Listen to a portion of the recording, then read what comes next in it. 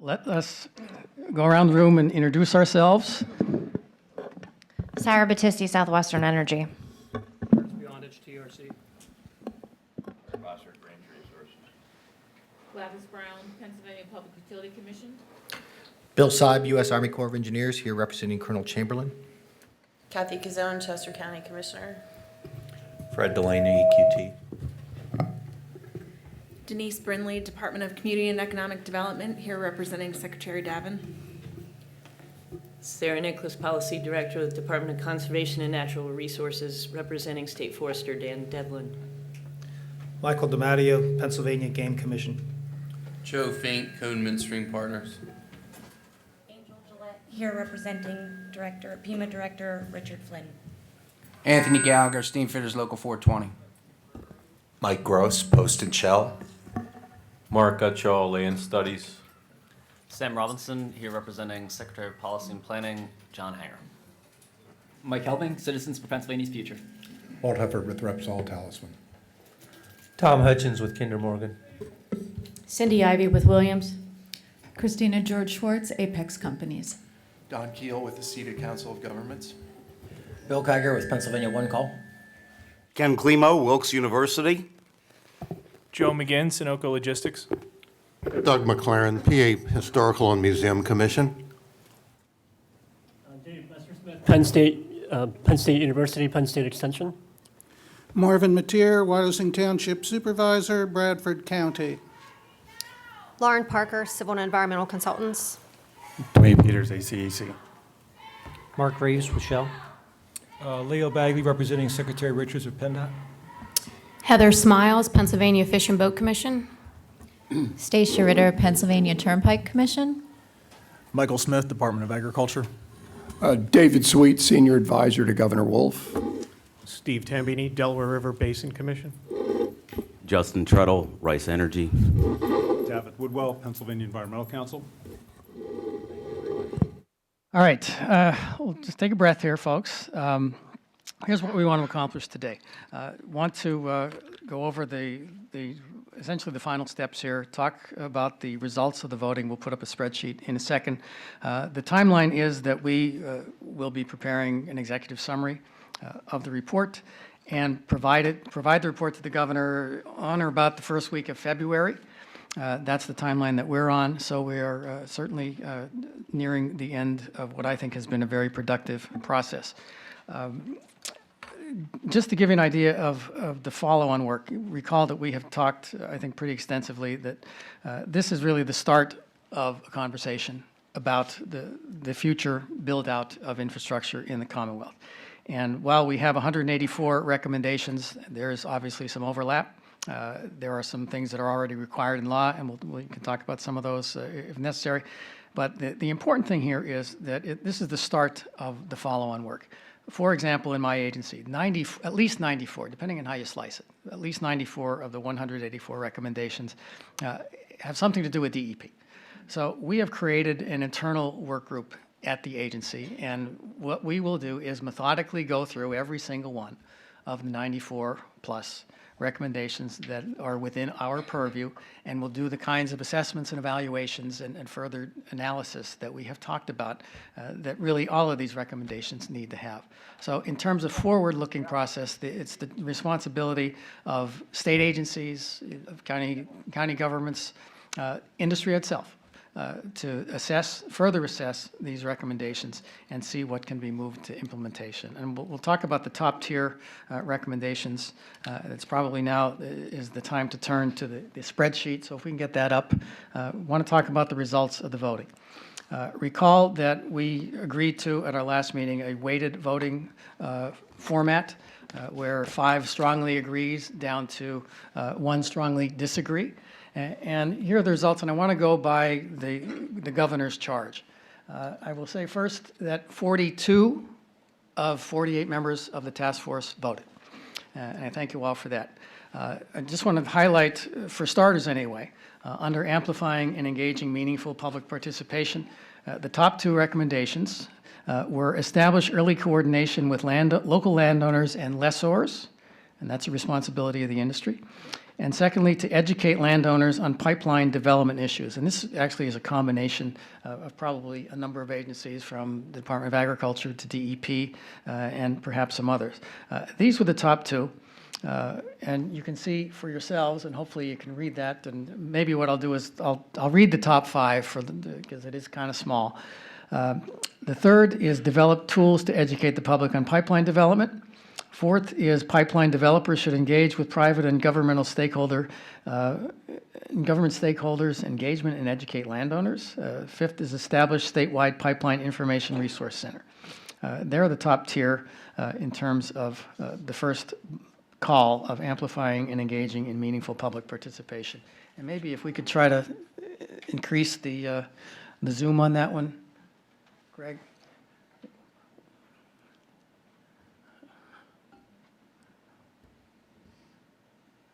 Yeah, well, let's start with that and see if that's a little bit better. And we can come back to these, but I just want to go over the highlights. The second call of the governor was developing long-term operations and maintenance plans to ensure pipeline safety and integrity. And here are the top five. First, train emergency responders. Second, enhance emergency response training for responder agencies. Third, provide training to local emergency responders. And here we get into some of the overlap that we talked about. Fourth was minimize methane emissions. And fifth was properly use and maintain pipeline components. And these are the top votes from all of you. The next call from the governor was employing construction methods that reduce environmental impact. And the top recommendations were minimize impacts of stream crossings. Second, use anti-degradation best available combination of technologies to protect EV and HQ waters. Third, conduct research to improve revegetation BMPs. Fourth, create pipeline erosion and sedimentation control manual. And fifth, stockpile topsoil during construction for use in restoration. And again, we will make all of these tallies available as part of the permanent record here. It will be included in the report. We'll put it on the website. The next call was maximizing opportunities for predictable and efficient permitting. The top vote getter, ensure adequate agency staffing for reviewing pipeline infrastructure projects. How about I ditto that? And allow me a second to just amplify on that. I'm pleased, frankly, that the wisdom of folks around the table reflects this. Over the last 10 years, the average Commonwealth agency lost 6% of its workforce. DEP, however, lost 14% of its workforce. And in the Chapter 102, 105 program alone, the folks that do the permitting for pipeline projects, if we were to get back to 2007 staffing levels at DEP, I need to hire 124 people. So in terms of this agency's ability to handle the volume of permits, to turn them around, to respond in a timely way, I will say very frankly, you hit the nail right on the head with this recommendation. The second one, implement electronic permit submissions for Chapter 102 and 105. I will just say ditto, as I'll invoke privilege of the chair, ditto. It is my hope that this year, well, I can guarantee you that we have already begun work on electronic permitting in the agency. We have developed a strategic plan to reinvest in the agency. Our IT budget in 2004 was $23 million at DEP. We were judged to be the best agency in state government when it comes to IT capacity. Well, here we are now, almost 12 years later, and our IT budget is $16 million. So 40% less than it was 11 years ago, and it's not because PCs are cheaper. So there was a disinvestment on the infrastructure of the agency. We at this moment don't have the capacity to do e-permitting. We're going to fix that. The governor is committed to fixing that. So again, I think these two top recommendations absolutely hit the nail on the head, and I appreciate the wisdom that went into it. The third top vote getter in this category, evaluate erosion and sedimentation control general permit, expedited review. Fourth, establish early partnerships and coordination and relationships with regulatory agencies. And fifth, establish electronic payment for Chapter 102, 105. Preview of coming attractions. That will get done. That will get done. Next, planning, siting, and routing pipelines to avoid, reduce environmental and community impacts. Top vote getter, expand PA1 call for all classes of pipeline. Number 2, identify barriers to sharing rights of way. Number 3, implement wetland banking and mitigation measures. 4th, develop an advanced high-quality environmental resources planning tool. And 5th, share rights of way. And turning to the last category, workforce and economic development, the top vote getters. Number 1, attract military veterans to the energy workforce. Number 2, enhance STEM education. Number 3, promote apprenticeship and on-the-job training. And number 4, enhance workforce training. And 5, collaborate to promote downstream shale manufacturing opportunities. So there are the highlights. I am completely open to suggestion if folks want to dive in deeper and want some more, would like to review this list in more detail. The floor is open. Any questions, comments, suggestions? Go ahead. And please, for the record, identify yourself for the stenographer. Joe McGinn. Just the first question. So the weighted votes, how did we factor it together in terms of how did the scores? We added up the 42 individual votes. So we did an at-sum function on the Excel spreadsheet. And because we did weighted voting, if you disagreed strongly, it scored lower. But the fairest way to do this is to add up all of the votes in each line for each line. And that's how we came up with these scores. Okay. Ken. So Ken Klimo from Wilkes. I'm absolutely thrilled that that the conducting research on BMPs of pipeline right-of-ways came up so high. Again, I think that that's something that we really do need to do, and I thank everybody for, I guess, voting for that. I guess the question is, in terms of you know, who, what, when, and where, I don't know if that's something we can settle today, but that's obviously questions of making funding available to people who do want to do research, because I think that that finding the funding is hard right now. And that gets to the question of, again, this is the start of a conversation, and we have to assess all of these recommendations. And obviously, when you talk about research, funding is certainly in the top 2 in terms of questions that have to be asked on those kinds of recommendations. Other observations, questions, suggestions? Go ahead.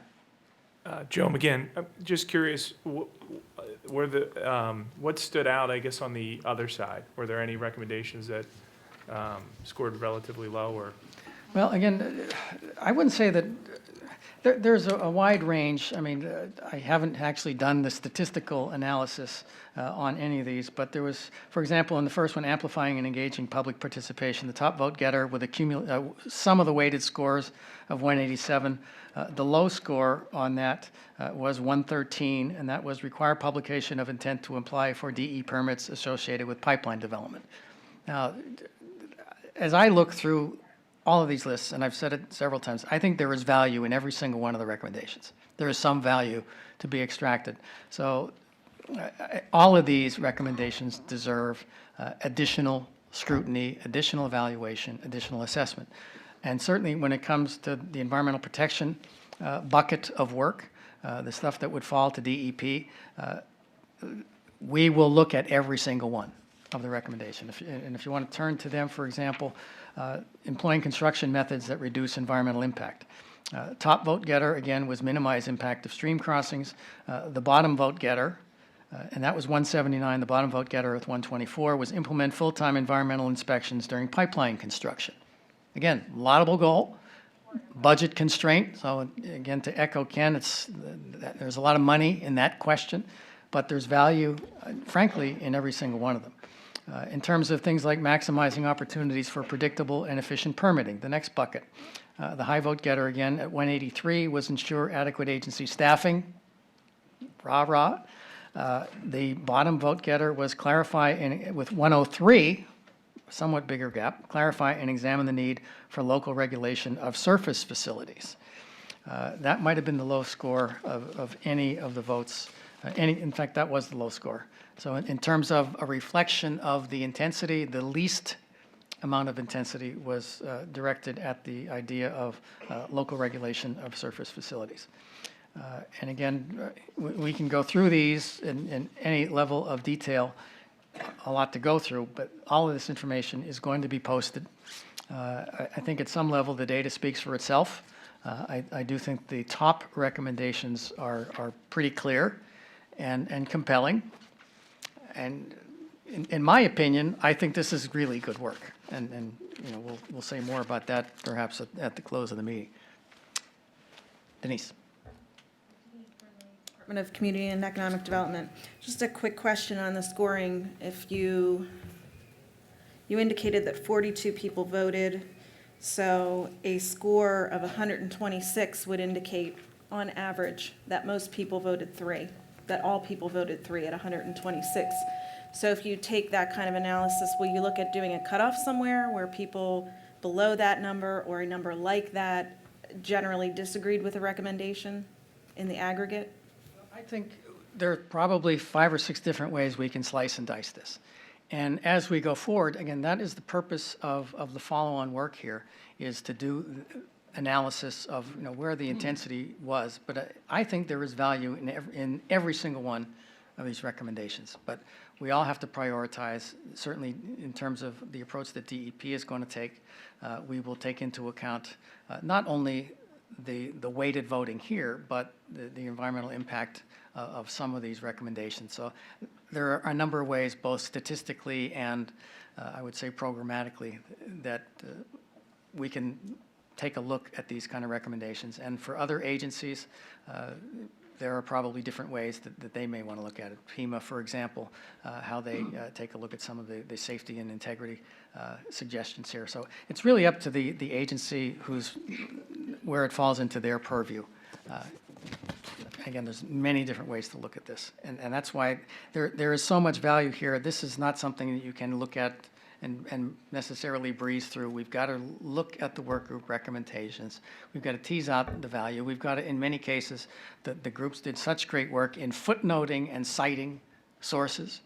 There is a treasure trove of information in this report and in the work that the groups have done. And that's why I think each agency where responsibility may fall really needs to do a deep dive into this. And it certainly was beyond the time frame that we had in our time together over the last 7 months. Lauren.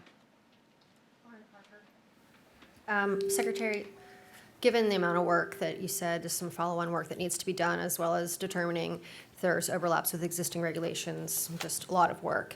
I'm moving forward just as a consultant who prepares permits and tries to understand the expectations of what needs to be included, that the items in the draft, or well, I guess it will be our final report, they're still just something that needs to be reviewed with follow-on work and shouldn't be enforced by any agency at this point until it's determined where the next step is. Just kind of looking for expectations moving forward.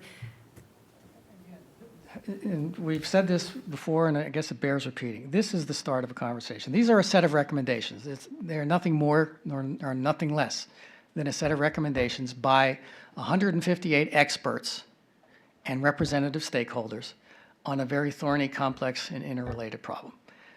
When it comes to translating any of this work into even expectation, let alone requirements, for my agency, we've got to look at all of these, some of which we already have in motion, things like e-permitting, which I think will be very well received.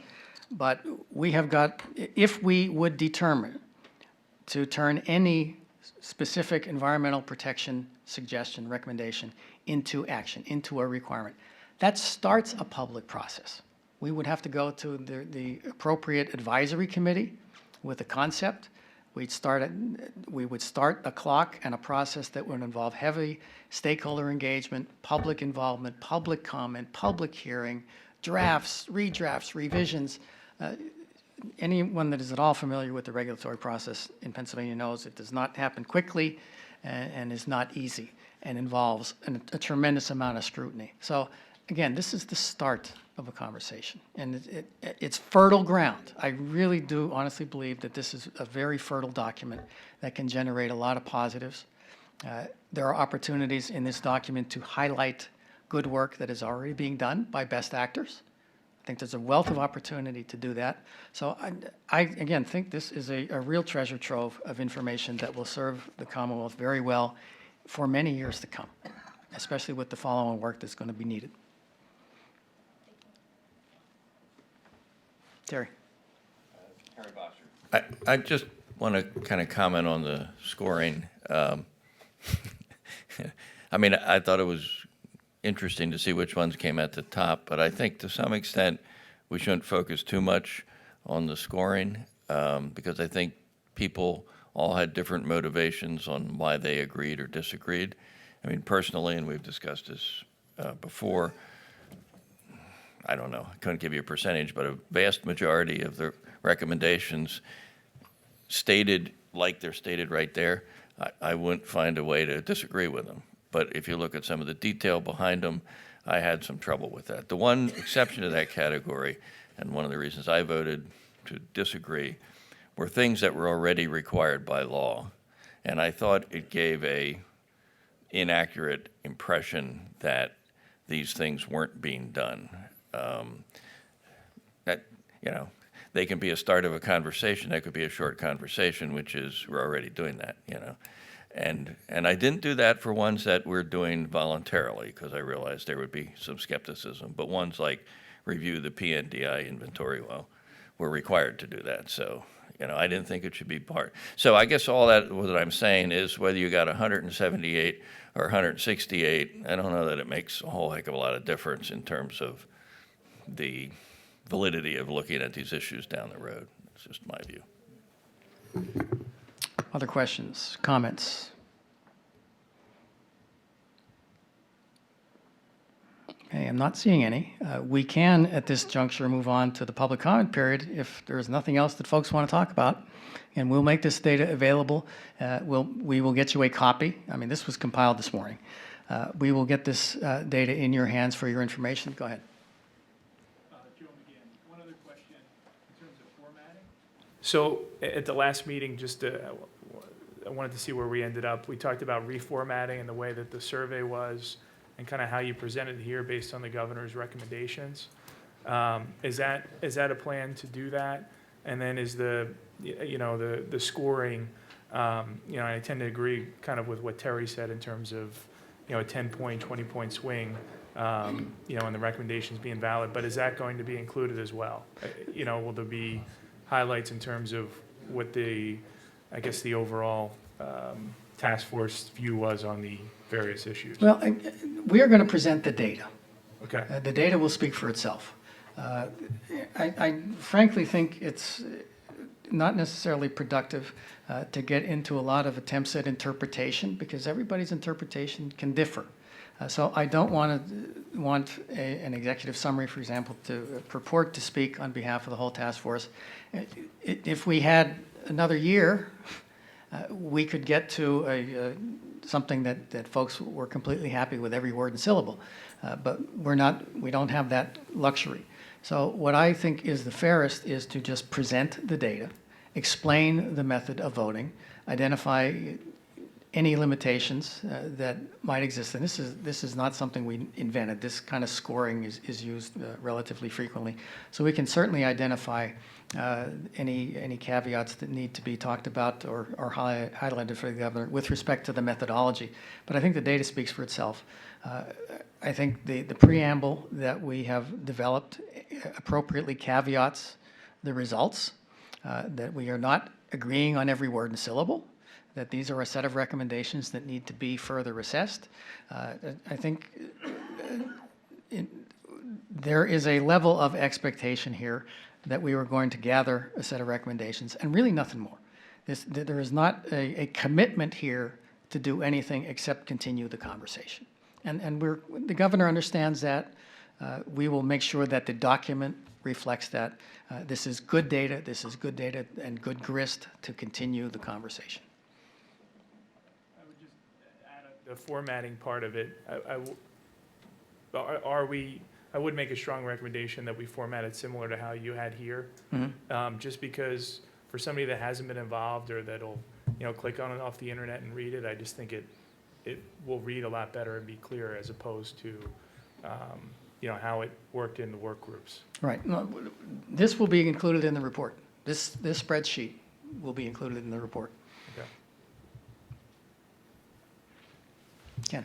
So, Ken Klimo from Wilkes again. I guess, the hearing you discuss the time frame for everything, and that everything has to be, hashed out fairly fairly thoroughly, and I certainly recognize that. I guess my question is there something, realizing the pipelines are being built, and is there something, some set of recommendations that you feel as though, or maybe we collectively feel as though, really rise to the top and really deserve to be fast-tracked? So we're not talking about them 3 years, 4 years down the road, but, they might be implemented sometime a little bit sooner. So how might we fast-track some of these things? Well, I think, Ken, the intensity of the vote, the weighted voting, that was the purpose of using the scale that we did. And we've presented what has fallen out of that process. So you have already identified the top priorities, the things that need attention first. And they're in order here. They're ranked in order of the vote. The vote is what it is. The data speaks for itself. Kathy? I have a comment, maybe more than a question, and I'm not sure it's something you can address, but maybe something you can keep in mind.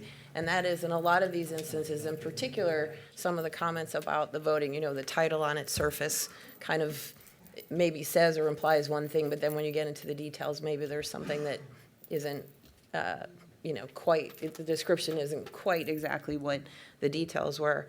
One of the county government's work group's recommendations was that county government continue to be engaged in the implementation process. And I would estimate, and I don't want to speak for the rest of the task force, but I would estimate that of all the folks who participated in the work groups and the task force, that as whatever relevant agency is kind of going through these things and making decisions about if and or how to implement something, that those of us who were engaged in the development of them remain a resource for those agencies. Right. Very important, and I certainly appreciate that, and we'll take you up on it. Gladys. Mr. Secretary, Gladys Brown, I think I want to add to the conversation to give more clarification when you talk about the task force and our recommendations, because they are recommendations, as you have stated, but also some of the things that I saw here. To give an example, the PA one call issue, and you know that the Public Utility Commission has been working on that issue with the General Assembly to try to change the statute for almost 3 years to bring that under our jurisdiction. So we're very grateful that that recommendation came in very high in terms of the voting, but we also know that it's a recommendation that has to take place in terms of finalizing it with statutory changes. That's what the General Assembly. So it's helpful for us to say this task force, one of their high recommendations was to have the PA one call transferred over from labor and industry under the jurisdiction of the PUC. But it still is in their hands. So I think that people need to understand that with many of these recommendations. You'll see some things that when you talk about e-filing, something that the DEP can do already under your jurisdiction. But many of the things are recommendations that, as you stated, are the first step, and we'll have to take a long road in some cases in terms of finalizing and implementing it. Other questions, comments? Senator. What has been interesting is that this discussion here takes place totally separate from the legislature. And when I ask my colleagues their awareness of the discussion, there is almost none that's there. And so I think I'm just sort of reasserting what what Commissioner Brown has said, and she's quite correct, as she usually is, having worked with the legislature for a long time. There is like two parallel discussions going on. There is a discussion that goes on with members of the Environmental and Energy Committee, of which I'm one of the members of, that's chaired by Senator Yaw. And there's a discussion that goes on here. And if the task force is going to have some meaning, there's going to have to be an effort to share it with the legislature in a meaningful way. Otherwise, it gets put, like all task force reports, gets put on a shelf somewhere. I mean, we soon will be dedicating a library of the various task force that either the governor or other institutions have done that simply sit there. So one of the questions I'd urge you to ask is, how do you get that dialogue going? How do you get that question going? And I think Commissioner Brown's issue is that much of this is going to require legislative action. And that is only going to be done if simply announcing the task force report is one thing, but getting a real legislative dialogue is quite another thing. And so I think there needs to simply be, Secretary Quigley, some thought given either by the task force or by DEP how that discussion would take place, because it's not as is currently structured.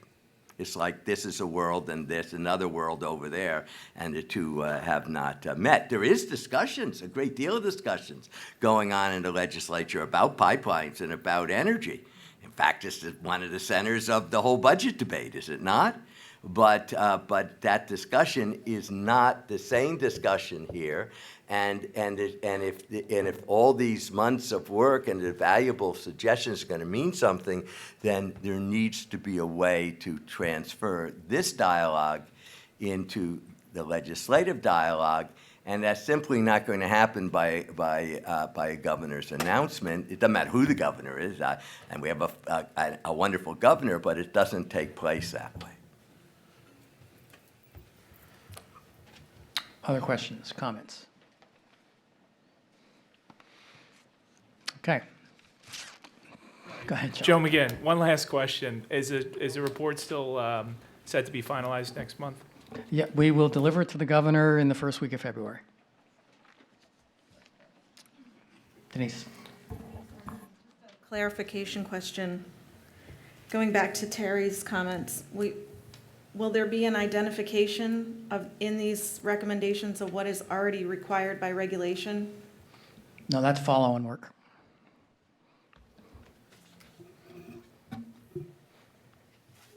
Other questions? All right, let us move to the public comment period. There are a number of folks that have signed up, some of whom are probably no longer with us. So I will go through that list, and if you are here and I call your name, please step to the podium. As we have in all of our meetings, we're asking folks to limit their comments to 2 minutes. The first person who signed up is Tim Spees. Is Tim here? Please raise your hand. Okay, Tim. Followed by Richard Stern, followed by James Popko. Thank you, Secretary Quigley. My name is Tim Spees, and I'm here representing a group called Lancaster Against Pipelines. And I feel as though I'm here representing everyone who is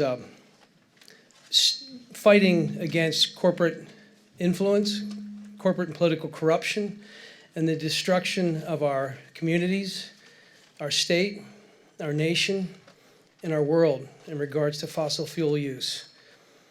And let me say, Secretary Quigley, I'm a pretty good judge of character, and I really look at you and I believe that you personally believe that what you're doing is good, that you personally are concerned about the environment, as your department's name implies. But you also know that you're part of a machine that you have no control over. So, and then again, in addressing you, I'd just like to remind you that Lancaster Against Pipelines did extend an invitation to you personally, you and your staff, to come to Lancaster County and visit with us, have dinner with us, meet some of the farmers, particularly the Amish farmers who have been lied to by the land agents to manipulate and coerce them into signing over easements to them, to see what's going to be destroyed by a pipeline that Dr. Dennis Whitmer has submitted information on to FERC and to this task force, showing unequivocally that there is no future economically for the Atlantic Sunrise Pipeline, or indeed any of these pipelines. That liquefied natural gas at this point with the overseas market and prices does not make sense. We have this proof, and we've submitted it, and you have ignored it. Many of us had submitted questions for the town hall meeting yesterday, and none of those questions were answered by the governor. And that's very frustrating because they were a lot of very good questions. And I'm just here today to let everyone know that the people that were here this morning and got arrested, I decided to not get arrested today. My time will come when the Atlantic Sunrise Pipeline comes through Lancaster County. And it's scary as hell. It's scary as hell. I don't think there's everyone together in this room, your courage today added up does not equal the courage of one person that's willing to get arrested for what they believe in. So you have to ask yourself, why are these people doing this? I'm a construction superintendent. I'm not a political activist. Nonsense. I'm just a regular person. I am going to get arrested when this pipeline comes through Lancaster County. You have to ask yourself, what's going on? You must look around the entire region and indeed the entire world and ask yourself, what's going on here? Because a lot of the people around this table are on the wrong side of the issue. You are wrong. What you're doing is bad, and we will stop you. You will be stopped. And I know this because every major, and I addressed this 2 months ago, every major change in our nation's history has come about through direct, nonviolent, direct action. Whether it was civil rights, women's right to vote, Revolutionary War, nonviolent direct action. That one became violent, but that's not what I intend to do. I intend to do everything I can with nonviolent direct action to stop this. And FERC is on notice. I'm sorry, Cindy, Ivey, and Williams, but the Attorney General of New York is going to put his foot down and not let you cut down trees in the Constitution Pipeline. And if FERC gives that permission, then FERC is going to be starting to step on the toes of the state. And I don't know why Pennsylvania can't have the same courage, Secretary Quigley, and take the same position when New York's figured it out. Well, the reason is they're not extracting in that state and they are here. We need to have the same courage here. Wrap up, please. I didn't hear a tone. I thought there was a tone. Let me know when 2 minutes was up. Apparently, actually we're at 2:53. Okay. I'll say one more thing and I'll get off the podium. We're not going away. We will win because we always do. You're going to lose. You need to accept that. Thank you. Okay, thanks, Tim. Next, Richard Stern, are you here? Okay, Richard, followed by Jane Popko, followed by Ted. I'm not sure. Ted looks like Glink, but I'm not sure. I can't read your writing. I want to thank you, Mr. Secretary, and the task force for giving me this opportunity to speak on behalf of pipeline infrastructure construction. I'm Richard Stern. I'm with the Teamsters National Pipeline Labor Management Cooperation Trust. When you went through your list, some of the items I'd like to address, you met up about veterans. The Teamsters have a program for veterans to employ them called Helmets to Hard Hats. The other unions all have them. The welders have Veterans in Piping called VIP. So we do try to work and transition veterans into pipeline construction, and we have done that.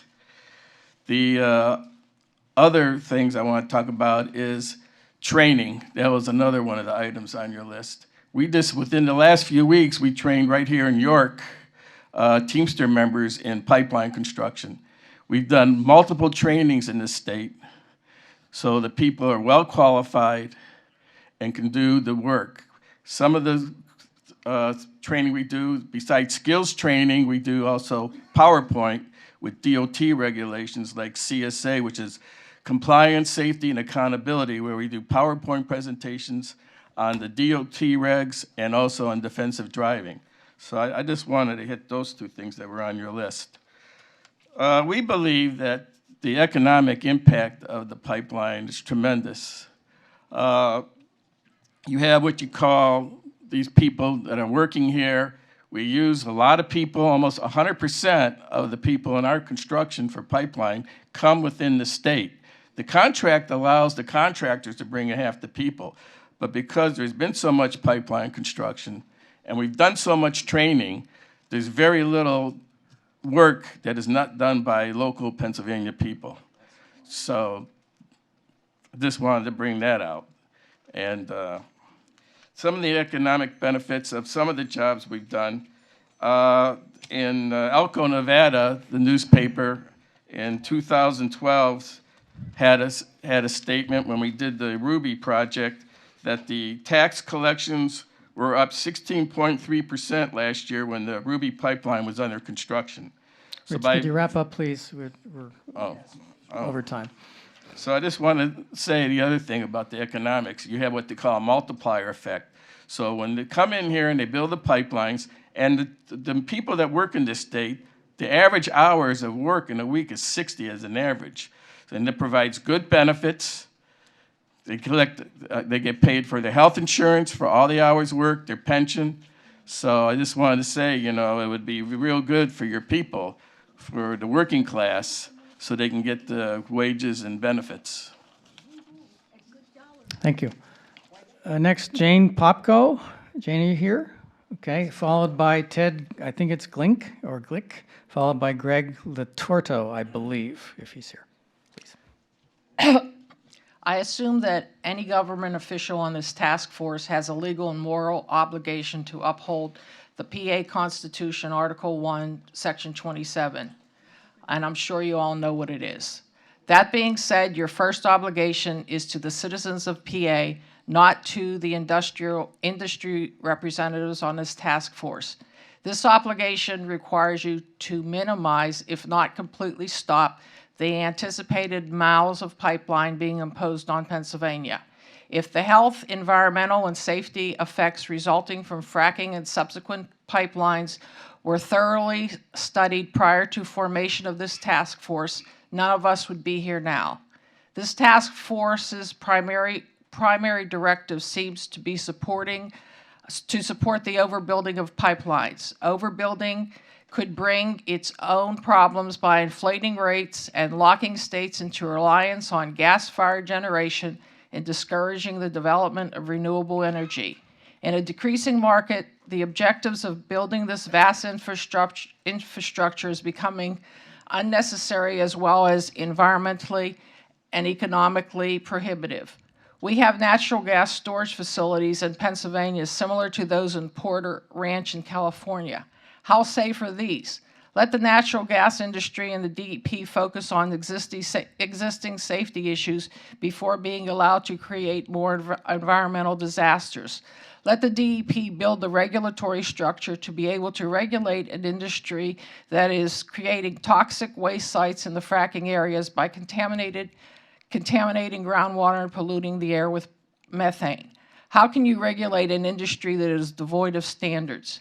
The PA legislature is apparently voting on HB 1327 to rob $12 million earmarked to encourage investment in alternative energy and redirecting it to the natural gas infrastructure development and delaying much-needed new gas drilling regulations. It's time to stop this insanity and focus all efforts on climate change, the Clean Power Plan, and the direct investment in renewable energy, not to continue to subsidize the natural gas industry.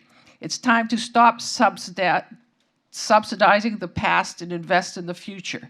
You're trying to solve a 20th century problem with 20th century fixes.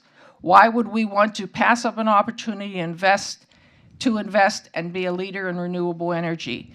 If we could put a man on a moon, we do have the capability to develop renewable energy solutions. There is a reason why fossil fuels are in the ground and renewables are at our fingertips. If we can be part of the solution to solve climate change, we can secure the future for Pennsylvania.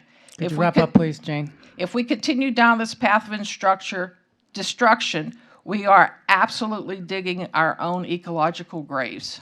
Thank you. Thank you. Ted Glink, I'm going to say. Ted?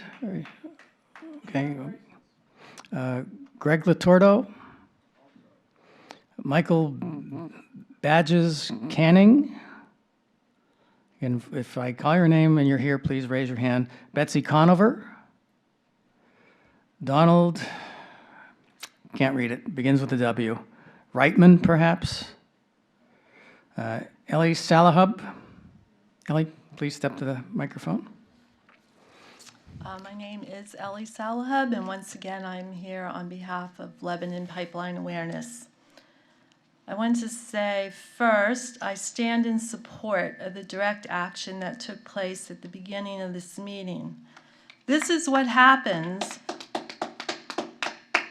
when the public is marginalized and excluded. And now I will start my remarks.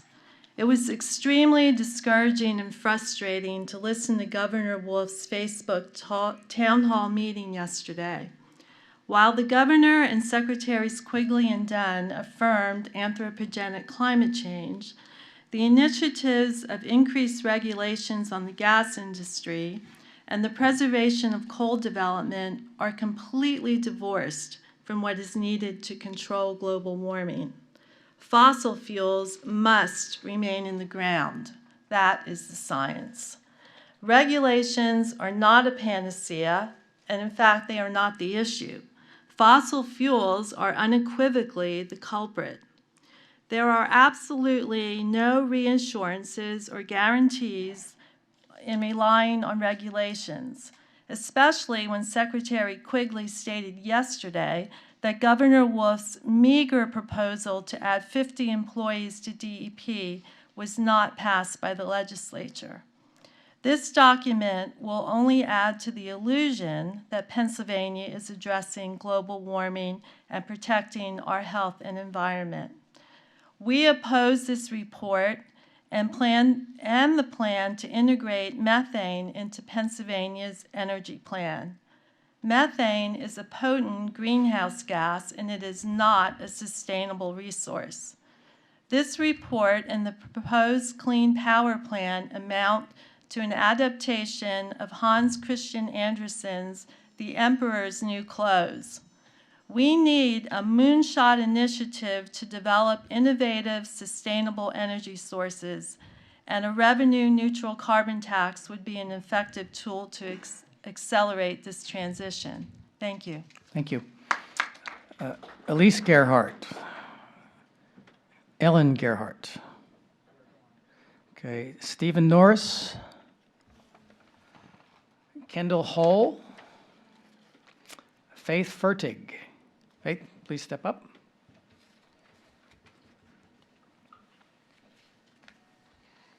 Hi, my name's Faith, and I would rather be at home with my kids, but this past summer has taught me a lot. We have a farm in Cumberland County, and 7 children ages 1 to 16. When we bought the farm, we knew there were 2 pipelines that go through. There's Sunoco and there's also Buckeye. We've had no problems till this past spring. We were told they were coming to do that. Sunoco was coming to do survey work. We asked, please stay in your right-of-way to enter the farm and do your work. They said, no, we cannot. We were taken to court, and we were told that the judge awarded them full access to the full farm anytime they wanted to do anything, including the biosecurity area around our turkey farms where we raise 30,000 plus turkeys at a time. And you know, this past year, avian flu has been a big problem. They would move our biosecurity warnings and drive around them. Whereas even the truck drivers who bring our feed and bring our birds and take our birds have to wash tires and have all the things they have to do. They would ignore that. They also told us this full access, per the judge, applied to a repair that needed fixed, which we had shown them earlier in the year, and we're told it was no big deal. All of a sudden it was a big deal. This pipe sticking out in wetland had to be repaired. On June 4th, they came to start what I was told by one of the overseers, a 2-week project. The constable escorted them down my lane in front of my children and myself. There were 60 plus trips a day up and down my narrow farm lane in front of my house, 10 feet in front of my house. Anytime I asked why they could not stay on the right-of-way, I was given various answers. They never were the same. They were told they were driving over wetland. We asked, can we please see the maps where this wetland is? Never produced a map for us. We were told that their equipment was too heavy to drive over it. We asked what they do when they put in new pipelines. Never were told anything. We were threatened with jail. My husband was threatened with jail with $100,000 a day fines if he blocked his own driveway to do his own work. My children could not ride their bikes in the driveway. 2-week project was 11 plus weeks. They left our driveway in disrepair. My children could not play the whole summer. We are still waiting for the driveway to be fixed. They dumped stone. We are still waiting for the end where they access the area to be fixed. It is now creating gutters in my driveway. My husband would have to ask permission to do work out of our own lane. I could not park to empty groceries into my own house. They said they would take pictures and send them to their lawyers of us. And now we have the new pipeline coming through, and we are scared to death. Physically ill, emotionally scared for my children and for our own safety. Thank you.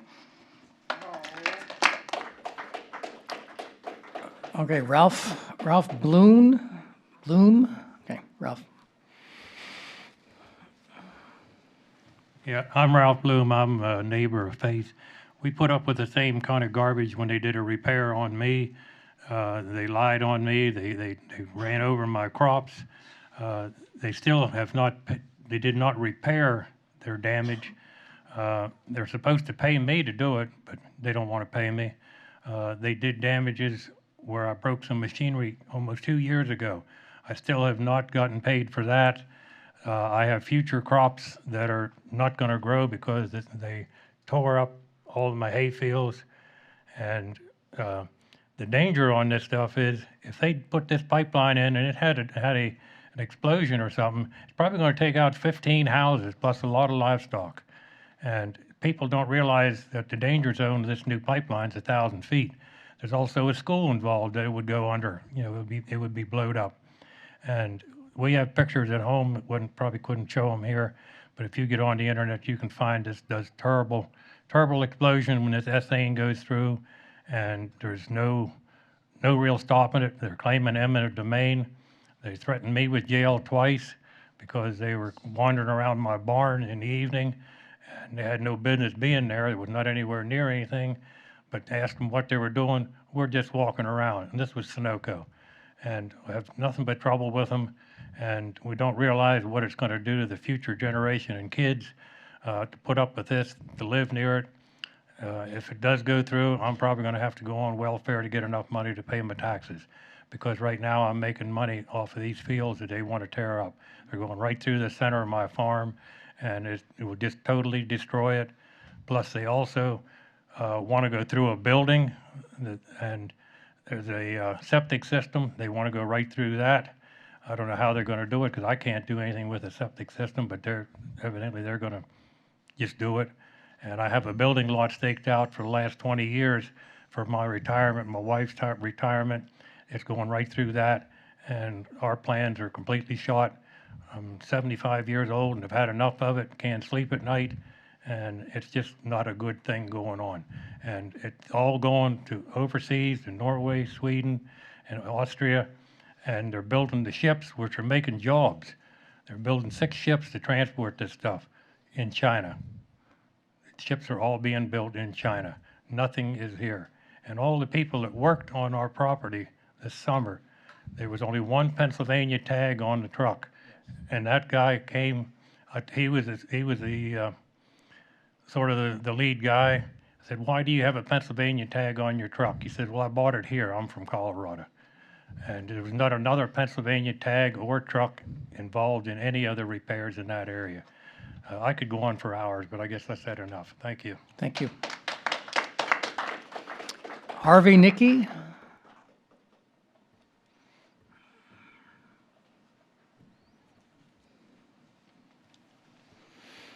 Thank you. My name's Harvey Nicky. I'm a landowner in Cumberland County. Pennsylvania needs to focus on renewable energy. I understand this will take time to develop, but until this happens, natural gas is needed. The question is, do we need a drastic expansion of infrastructure and fracking? The Penn East pipeline to New Jersey, is it really needed? According to New Jersey, they have ample supplies of natural gas.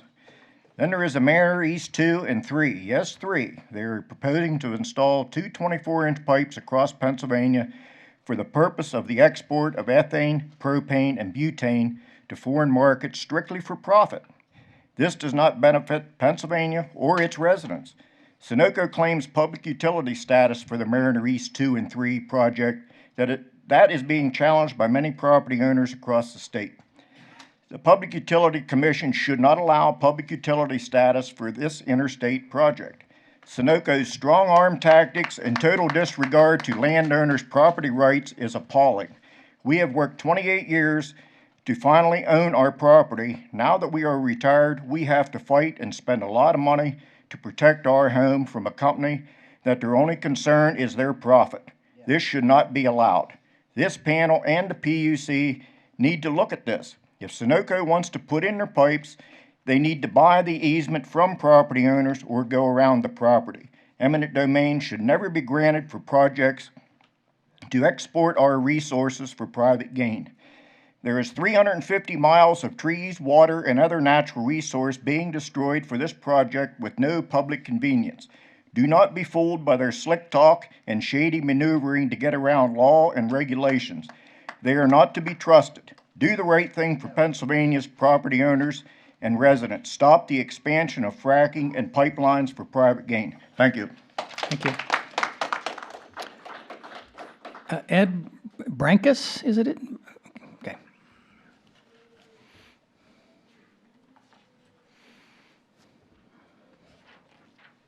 Good afternoon. My name is Ed Brockus. I'm with the International Brotherhood of Electrical Workers, Local 743. I represent hundreds of Pennsylvania workers, taxpayers in Berks, Lancaster, Montgomery, Chester, and Schuylkill counties. First off, I'd like to thank the Pennsylvania Department of Environmental Protection and members of the Governor's Pipeline Infrastructure Task Force for convening this meeting. I also want to thank the administration for putting this task force together and commend its members for the work you've done in what is a series of complicated issues, obviously. You can see from the attendance here that this affects a lot of people. As you all know, in recent years, Pennsylvania has seen a resurgence of its manufacturing sector thanks to continued development of the Marcellus and Utica shale regions. We all know that with these resources, we have vast potential to boost domestic energy production, revitalize local economies, and create new opportunities for businesses and manufacturers. But that progress has slowed, and we're not reaching our full potential. That's because we lack the necessary infrastructure to grow. There are a number of pipeline projects in the works in Pennsylvania, and there is a demand for the safe development of infrastructure.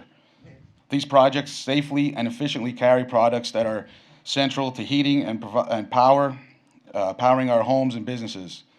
They are essential to our national economy and economy in Pennsylvania. The fact is, when built safely and managed responsibly, pipelines will create thousands of jobs and generate millions in annual estimated tax revenue, both locally and statewide.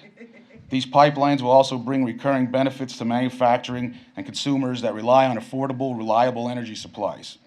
Beyond the economics, safety is really the reason we're here, because beyond the development of the energy resources, their safe movement from the fields to market is critical. We believe that using local trades on pipeline infrastructure ensures that the most qualified and best trained professionals are hired to safely build the pipeline. It also ensures that the pipeline will meet and exceed all regulated safety requirements. We've been safely building pipelines in Pennsylvania for decades, and in order to continue to develop our energy resources, it's essential we continue building them so our state can realize its fullest potential. Thank you. Thank you. Next, David Butterworth.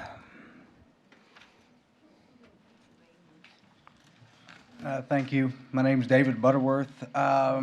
I'm from Pipeliners Local 798 out of Tulsa, Oklahoma. My experience as of November of this year, I just came from the field. I was working on a 36-inch. I'm a welder. I worked on 55 miles of 36-inch from Frametown, West Virginia, all the way to Clarksburg. I've worked in Pennsylvania a lot. I see both sides of this, but I just want to tell my story to where you can understand what I have to go through to weld on these pipelines. Every job, I take a test. Every job. I have X-ray, comes behind, make sure the weld's good, and all kinds of different quality control. I just want to speak for myself and what the welding side of this business. It's been great for my family. I understand both sides of this, but I just wanted to say pipelines have been good for me and my family, and That's about all I got. Thank you. Thank you. Terry Langley.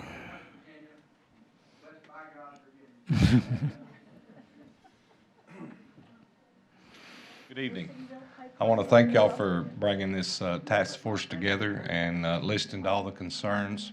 My name's Terry Langley. I'm with Pipeliners Local 798 out of Tulsa, Oklahoma. I'm not from here. I'm from Arkansas, but I represent a lot of the members that live up in this area that works out of our local union. What I'd like to talk about is I'm a 40-year veteran in the pipeline industry. I'm a welder, and you know, in the last 40 years, I've seen changes in the industry that a lot of people that's never been around it probably don't understand. We used to not have no environmental studies or anything that we knew of. They proposed a pipeline, the gas company did. I assume that they got their permits from the federal government. They hired the contractors to do the work. We would go sign up with the contractor and go to work same day. But now it's a different animal. Today, when you go to work on one of these pipelines, you have to go through rigorous environmental training. You have to go through safety training. Things has changed so much over the last 40 years that it's for the better. The pipeline industry is a lot safer than the rails, the trucks. The industry is a whole lot better with pipelines. We have a lot of old pipelines that are in the ground. And these new pipelines, I hope, is going to replace a lot of those that are damaged, that leaks, that causes greenhouse gas.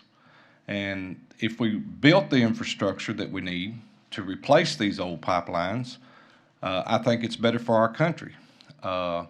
We have cut emissions tremendously over the years, and I think we're going to continue. Do I think that there's climate change? Yes. Do I think that we need renewable? Yes. Can we do it next week? No. It's years down the road before we would do it. We use so many things, cell phones, computers, water bottles, that petroleum touches. It's all made out of petroleum products, byproducts. I don't know that we'll ever get away from petroleum, but we ain't going to get away from it overnight. I think that as we go through this, I think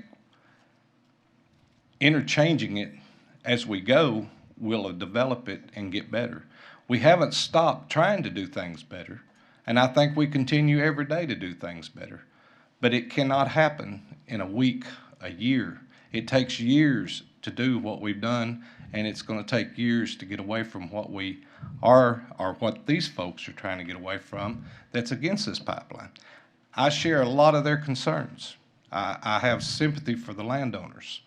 But I think we're doing everything that we can, and this task force here, I think, is a good idea because it does listen to the people. And then they do make a common decision.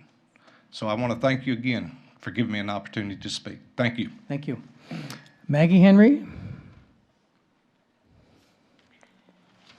My name's Maggie Henry, and I've been here before, and I definitely won't be the last time. I stand in direct support of what went on here in the beginning. As a matter of fact, the only reason that I was not an integral part of it is because I intend to have my say with you people. Public participation, public comment, really? 2 minutes? Woohoo! You are a farce. Every single one of you is earning a special place in hell. Every single one of you is an industry shill or in support of industry shills. Fracking has destroyed my life, my business. 100 years we've paid the taxes on this farm as a family, and now my grandchildren can't walk on the soil. In February, I had 3 animals just drop dead for no reason whatsoever. In 100 years, nothing like that has ever happened on this farm before. Nothing. In March of 2014, Hillcore Energy caused 77 earthquakes in Poland Township, Ohio, unfortunately less than 2 miles from my home. 77 earthquakes around a previously unknown fault. Woohoo! The integrity of my basement foundation was destroyed. Water rains down the walls of my basement in a rainstorm now. My chimney flue pipe is cracked and it lays in waste down at the bottom of the clean-out hole. My drywall is all cracked. We replaced the roof in my home with 40-year shingles in 2008. It leaks. It never did before. My husband and I borrowed $500,000 and invested it in this farm. We have stewarded this soil for the 35 years that we've been married. What would every single one of you do if the industry had laid waste to your personal property like they have done mine? I can't even sell my house to some fool that would want to live in this disgusting, toxic environment because it won't qualify for a bank loan through no fault of ours. Absolutely nothing we did, not one person has responded. As a matter of fact, ODNR issued a cease and desist order on Hillcore, and you know what Hillcore did? They stepped over the state line. You know what DEP did? Absolutely nothing. Earning the title, don't expect protection, or the Department of Energy Production. Every tear I shed steals my spine for what is to come. You people have absolutely no idea of what you have wrought upon yourselves. I want to know who's going to take care of the losses I've suffered. I want to know. I want an answer from you people today of who is going to replace what I have lost, because I have no intention of going away at all. None. It's the 1-year anniversary of the first time I've ever been arrested, and that was for standing up and shouting, "Ban fracking now," at Wolf's inauguration. I won't stop, and neither will the rest of my friends. May the wrath of an angry God rain down on all of you. Next, Dale Henry. Dale Henry? That would be my husband, and I intended to just stand here and ramble on. And you can forget Stacy Henry, too, and a bunch of the rest of the Henrys on there, because they're not here today. They went to work. Thank you. Tom Church.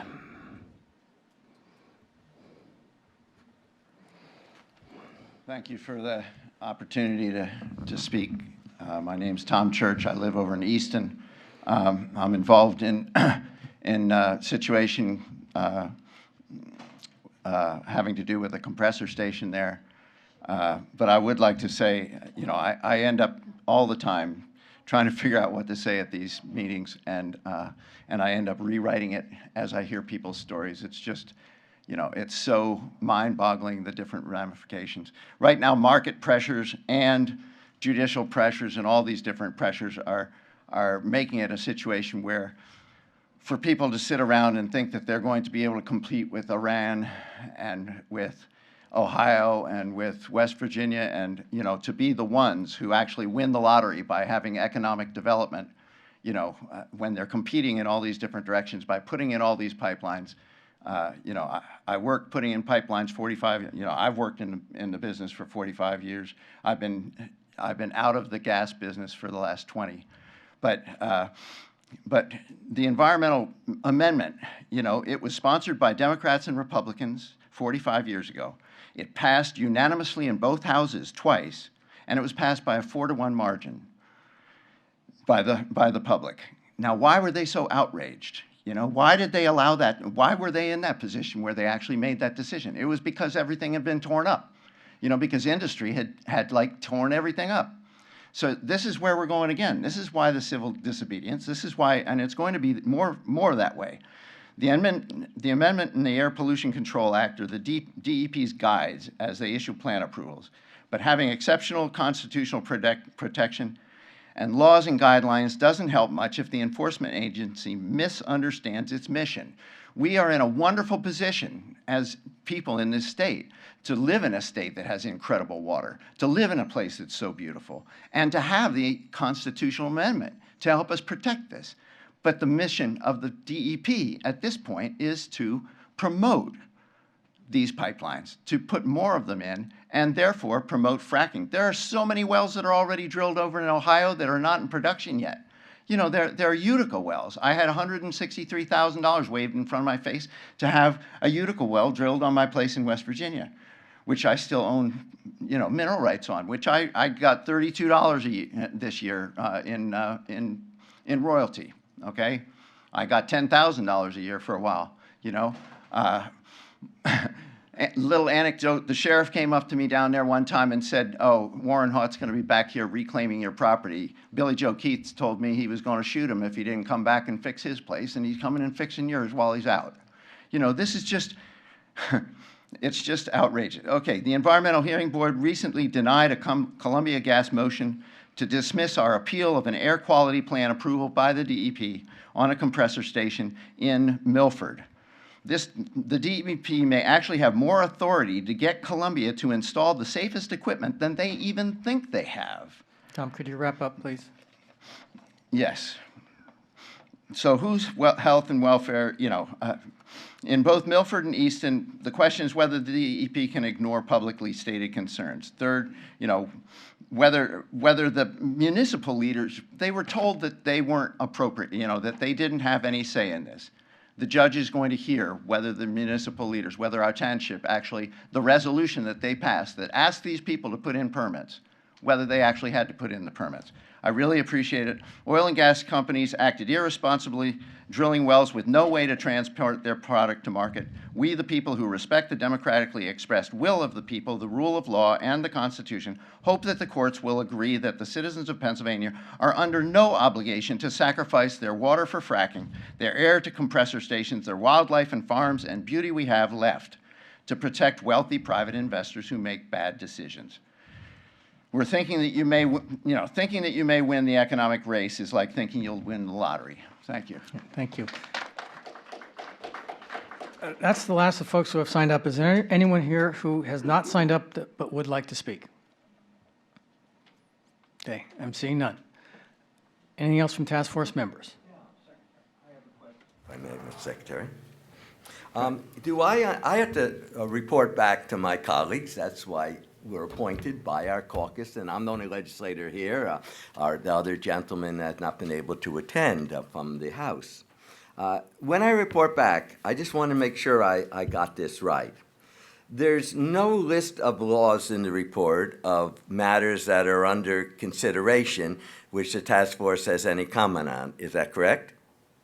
There will be a list in the report of pending legislation, but we haven't discussed. So there is a list of pending legislation then. There is, but there's no comment one way or the other from the task force on any of this legislation, correct? Correct. There is no list of current regulations. Someone had asked that question previously, and I believe you said no. That would take volumes, if not libraries. All right. There's no signature on the report, so thus it's not. There is the names are listed, but there's not the signature of personal responsibility. In essence, I should say there's no signatures on the report. No, we have agreed to that there wouldn't be signatures on the actual document. All right. So there's no signatures that traditionally would be on any report that's issued. At least in my experience, being on at least a dozen task forces, the first one I've ever been on where there's no signatures. There's no section in the report, then I should report back, that directly indicates our response to public comment. There is a public comment document that says what the public report says, but there's no response from the commission in terms of public comment. No. All right? And there's no plan in the report. And again, I'm not just trying to understand this.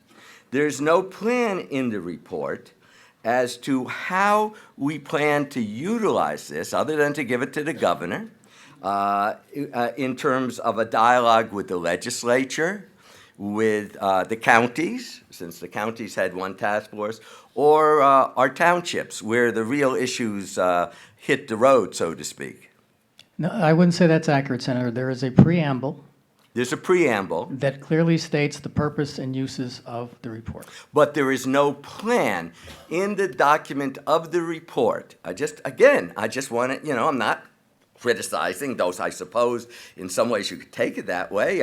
I just want to know what I'm to report back. There is, since that's my obligation, there is no specific step-by-step plan to say, here's a report, here's what the legislature might want to do or not do, here's what the Township Supervisors Association, for example, the County Commissioners Association, have all taken up this issue, as they should.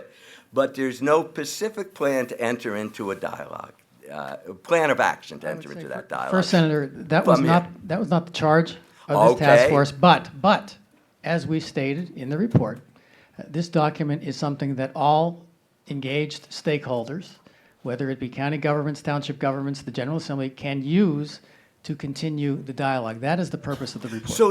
All right. Again, to just get the answer. You see, most members of this task force can walk away when it's over, all right? Unfortunately, we in the legislature cannot. And the comments that you hear from the public is only the tip of the iceberg, I'm trying to tell you, all right? I don't agree with most of the comments, not that I disagree. I think that it's absolutely essential that the natural gas industry be developed, but it's also essential that the citizens' rights and vis-a-vis eminent domain, that the citizens' property rights, that the citizens' rights to state how they feel, that the safety, and by the way, I believe for my union friends that you're the best one to build them because at least you're trained to do so, so I defend that. But let me just say one thing so you understand this, that I live in a place called Chester County. There's not going to be 1 cent of profit from this unless it gets to market. And I want it to get to Marcus Hook. Jobs depend on that. That's how economic development. But until we all enter a dialogue with our citizens and show some respect to the citizens, you're going to have continual protests, and some of them will be like you experienced in the beginning. I ask these questions because the thing that frustrates me the most, and I'm going to be direct, and that frustrates me the most is that no one is willing to enter that middle ground. Whether it's the companies, whether it's the citizens, the middle ground, if we enter it, we can have our cake and eat it too. You have to, if necessary, if you're going through a suburban development, maybe you have to spend another $100 million to make a teak turn around it. Maybe we have to have the type of discussion where direct, one-on-one with the people who've come here. There's an economic potential. I want it to come about. But I and the other members of the legislature, especially in the Southeast, cannot keep a silent ear, cannot have a tin ear to our constituents. The township supervisors can't have that. The county commissioners can't have that. So my appeal is, it's nice we have the task force. Hopefully it will be of use. But the central thing that's missing in this task force report, in my judgment, whether it was in the call of the governor or not, and I support our governor, I love our governor. He's a decent, good person. But what's not here is the urging that dialogue take place, with everyone being respectful for each other. Because the only thing my constituents have when they don't have the dialogue is to hold up the gas lines or to engage in the type of civil protest. And until we get that discussion going, until the companies and the citizens and the county and the supervisors, and I took an oath for the Constitution, and there's no question that Article 1, Section 27 is there, and the courts have never ruled on it, but they're going to have to now with this court case of the Clean Air Council. All I'm saying to you, and then I'm ending, is this. I want this economically to work, all right? I want Marcus Hook to thrive, but I cannot do this But it cannot happen. You're not going to get through the Chester counties, the Montgomery and the counties. And I want it to be union work because it'll be done well. But you're not going to do that until the companies, until all of us figure out how to have a discussion together. And I'm disappointed that we suggest all these ideas, but there's no urging and there's no plan and no recommendation how to have that discussion.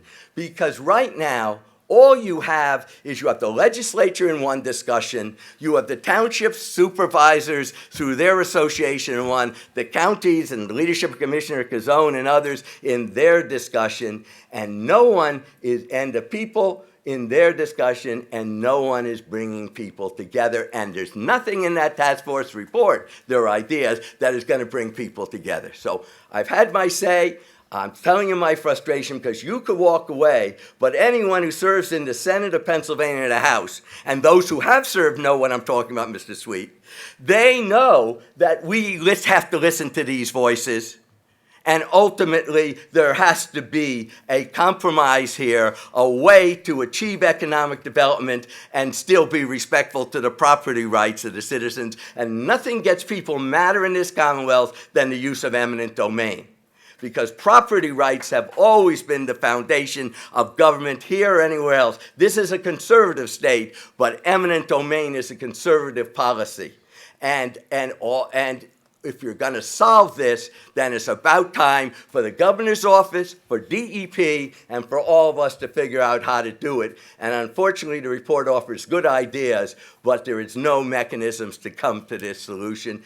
And so I guess the report will sit there, people will get ideas, and ultimately, the good thing that I have to report to you is those of us in the legislature are beginning to talk.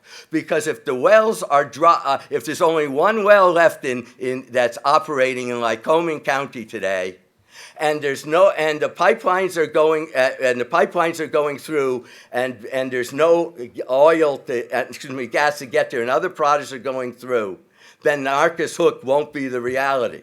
But if we work together, if we figure out a way to be respectful to our citizens, we will have the economic development, we'll have the safety, we'll preserve the health, we'll observe the constitutional amendment, and we can have our cake and eat it too. So I hope that everyone here, if you're representing companies and corporations, that you'll work on this, that you'll do this. And as a compliment, I've seen companies that had been hard-nosed for its change, and I thank them for that, by the way. They've changed in the way they've approached us as a community, as citizens. And that's what required. I'm afraid we're not Oklahoma and Texas. And the middle of the state might be one thing, but when you go underneath people's houses and swimming pools and go through what used to be farmland and is now suburban residents, they're not going to just sit there. Understand that.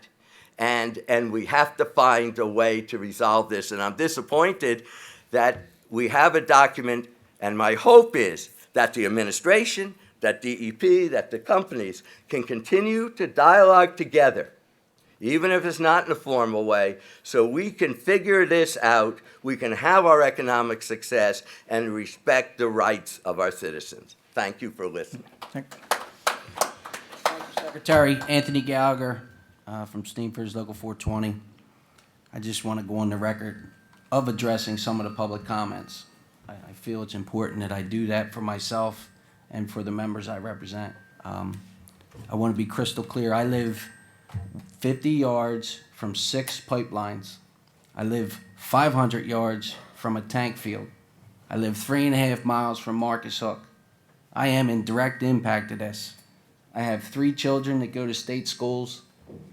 I work, I live, I play in this state. I have nothing to gain. I have no financial gain here from any company. I will be here with the senator doing what we need to do to protect Pennsylvania, whether it be safety points of views or economic points of views. So I have a lot invested in this, and I find it very important that we have this dialogue. I will say this, a couple facts. I'm a believer in sticking to the facts, keeping emotions out of it, being respectful of people's opinions that differ than me. I've been to numerous town hall meetings with these companies that are in this room. Numerous. where the public's had a chance to voice their opinion, their concerns. Every meeting, at the end of these meetings, the public has plenty of time to voice their concerns and tell us what their thoughts and fears are. Tell us some of the tragedies that we're hearing. It's been numerous times. It's documented in the report, public comments.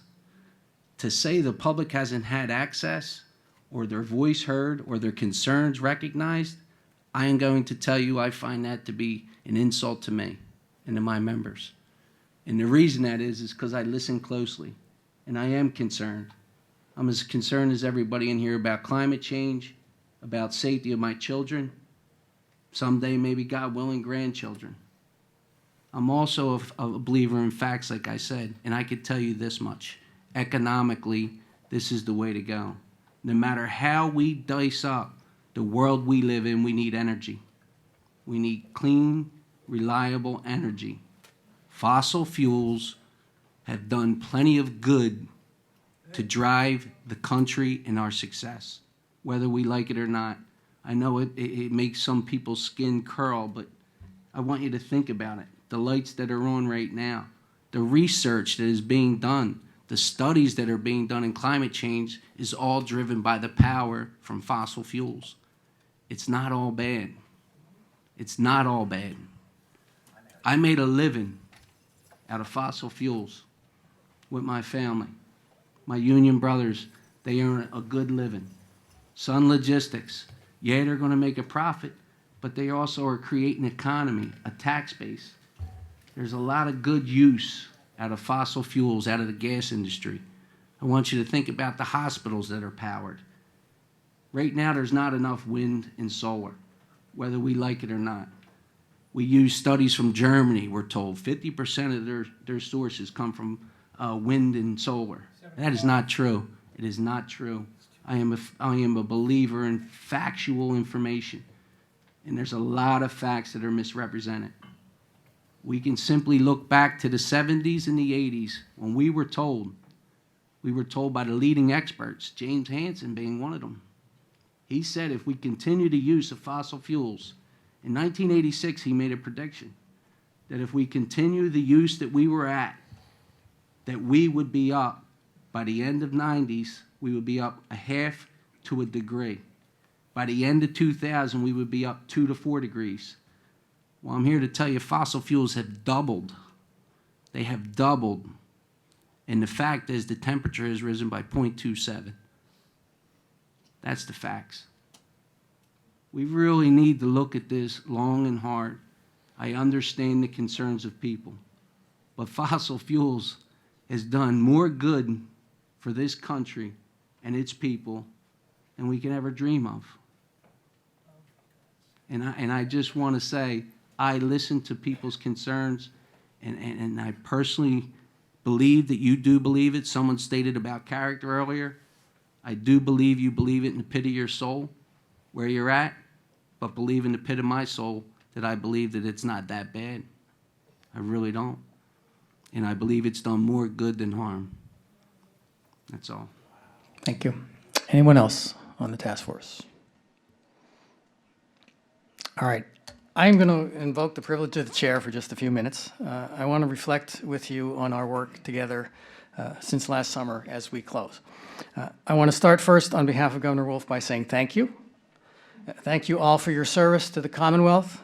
Our shared task is critically important, and it's been complex and nuanced. But we've approached it with unprecedented transparency. Thank you, Commonwealth Media Services.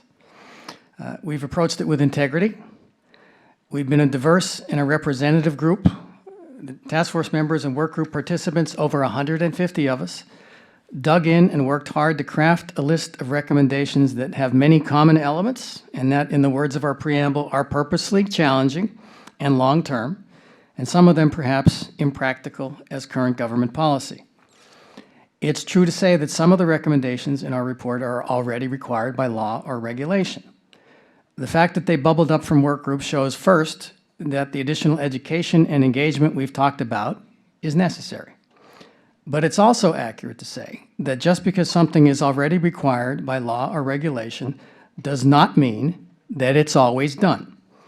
as even a casual perusal of DEP's enforcement actions on pipeline development would make plain. So including in our report recommendations that cover things that industry is already required to do is fair.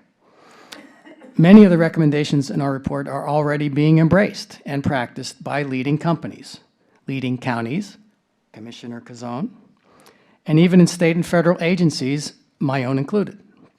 Reminders, in my view, are okay, but high levels of practice are not universal, and raising the bar for all of us, industry, government, agencies, communities, and stakeholders, is the vision that Governor Wolf had in convening us. That's what we must strive for, and that work must continue after this task force completes its work. I also want to thank the 1,500 plus citizens who submitted comments online, those who watched us on the web, and those who joined us at our meetings.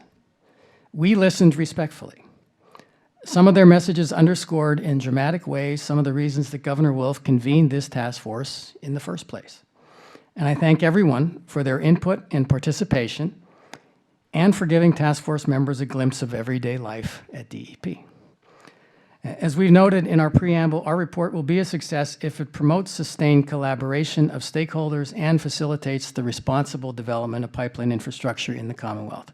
It's not meant to be the final word, but the start of a longer conversation and the start of follow-on work across state and local governments and in company boardrooms and in communities to assess and hopefully implement recommendations that we've developed together. I also want to thank all of the professionals at DEP who were involved in our work groups, in DEP's internal agency work group, and especially my great, hardworking, professional, and extremely patient staff. Again, I want to thank you all for your service to the Commonwealth. We are adjourned.